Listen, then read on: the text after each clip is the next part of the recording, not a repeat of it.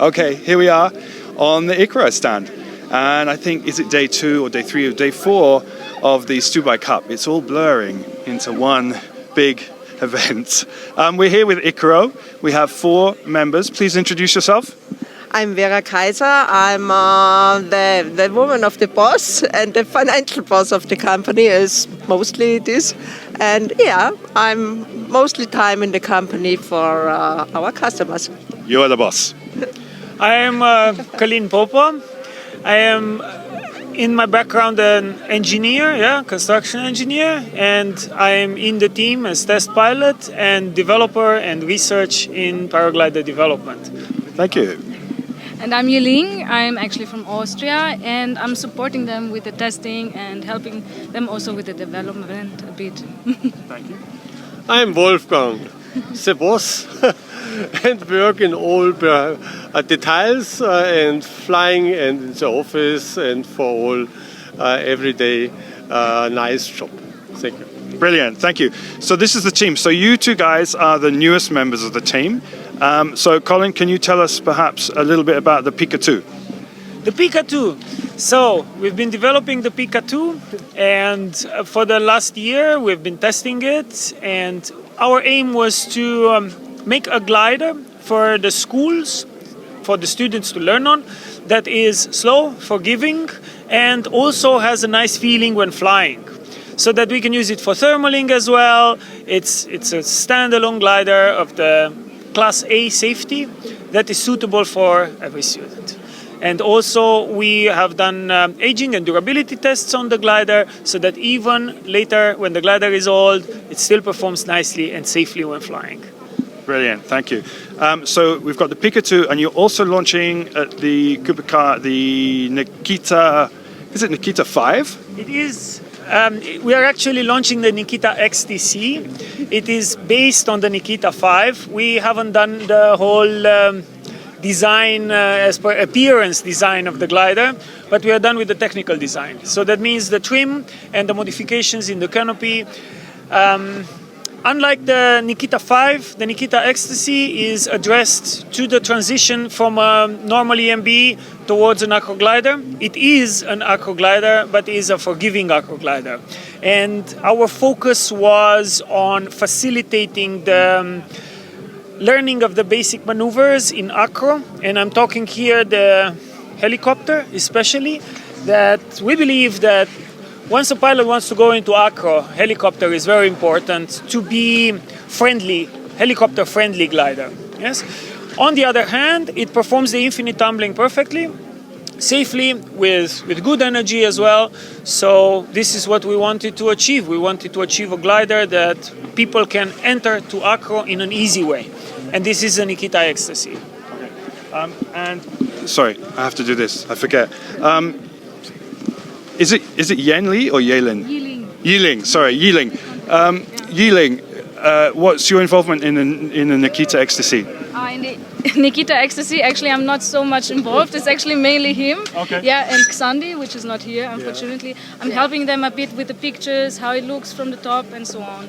So I'm actually supporting all of them a bit.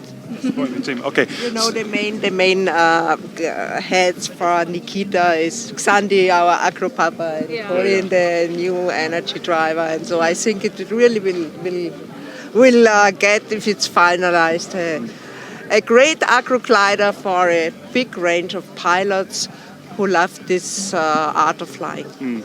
So does it replace the Zenith? No. Absolutely not. I can answer a little bit on this. Yeah. So it's not a replacement for the Zenith, but it's a little bit of a different branch, a different approach.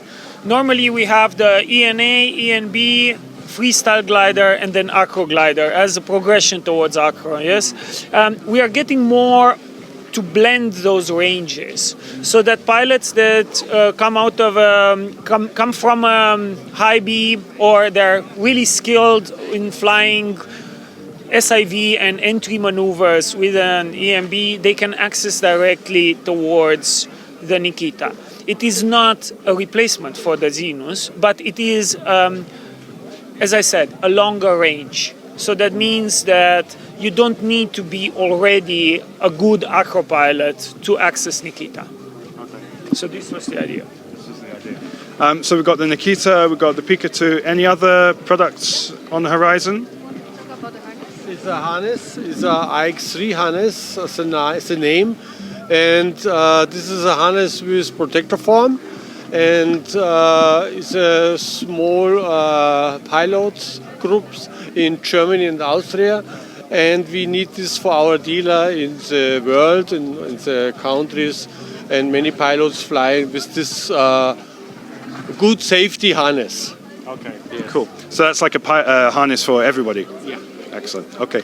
And was there another fourth thing that we have to talk about? Or have we covered all the four things? We've covered the new team, we've covered the two gliders, and we've covered the harness. The new team? Anything else? The new team also in R&D. Oh, yeah? Yeah. Very important. So who's the new person in R&D? Yes, this is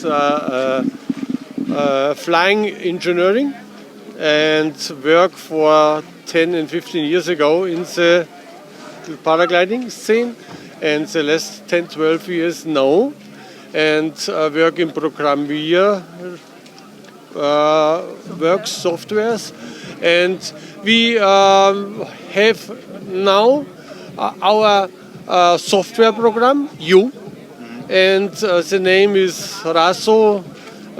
Many pilots is this name a good name. Yes. Fine. And Tell me. And also, actually, the research and development team, yes, the designer is Raso, and Raso is also has his own program, as Wolfi has said, and we are working on every aspect of the design program with him. Second, I would name here Xandi Meshuch as primary test pilot, and anyways with Icaro team for 2 decades, I guess, or something. yeah, Yes. more than this. On the practical testing and materials. I am new, as I said, 1 year in the company, and I'm working exactly on the same part. On the practical testing, on ideas of materials, design, and purpose. And also, I've brought my measuring devices that I've been developing in parallel. Yeah, this is my personal development, the VTR 2000, where we're making inertial measurements. So inertial measurement units, GPS, and specialized sensors for checking the pressure in the brakes and the travel of the brakes and pressure in the seat plate. So we're basically measuring everything that's measurable. So you're measuring everything that's measurable, and what is that going to do for the feeling of the wing, for how the wing performs for the pilot? What do they notice after that? Well, the idea is to actually measure that feeling and put numbers on it. So until now, most of the descriptions of the gliders are dependent on the pilot's feeling and on pilot's opinion. So we're trying to see how much we can quantize that into numbers and into actual scientific measurement of the differences between gliders, of the progress that we're making. We're making changes on a canopy, and after that we're measuring, and we're seeing the results in the numbers. And I think this is kind of a new approach into design. So not only the computer modeling and later on the pilot's feeling, but also actual measurements in flight. And do you reveal any of that information, or is it all top secret? Part of it is proprietary, and part of it, yes, we are revealing. Why not? Actually, you will see more of this coming on the internet and as well in our advertising. And stay tuned, because we are coming out with it slowly. Okay. We just want to have everything very well set before this comes out, so that people can get a very can get a very clear idea into what this data is, how it is useful, where it is applicable, and what does it tell us. So, and to achieve this purpose, we have to follow all the protocols, so that we have a clear protocol with a clear explanation, so that's easy for everybody to understand. Okay, fine. Well, I think we're going to go and play with the glider. So we'll leave it there for now. But thank you very much, guys. And now we're going to go and check it out in the landing field. Thank you. All right.